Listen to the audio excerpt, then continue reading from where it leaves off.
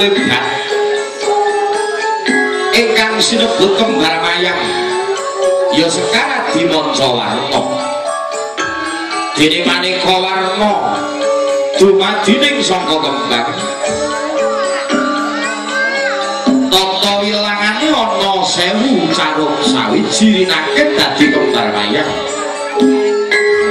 Kembar mayang ana janur kuning saka tembung arab jan janah tegesing swarga. Nur iku mawa cahya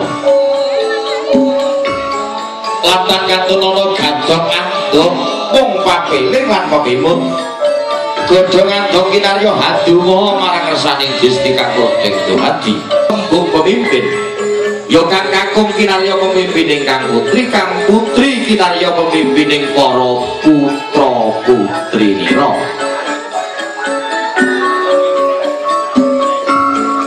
Manggala yuda kula wonten dawuh katimbalan Rama kemarangan siksa wanira Manggala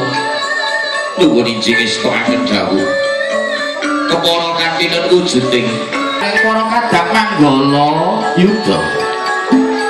arsa manjing wonten ing pasanggra raup sidhem permanep tanana sabawaning walang alise gegodhongan kang obah sami ana giya lumampah tanggaping sasmita para kadang-kadang pengrawit megalektun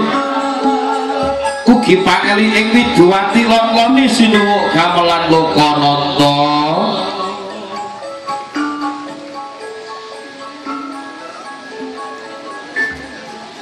Puji syukur alhamdulillah para rawuh kakung sumawana putri kang dahat sinudarsana ing budi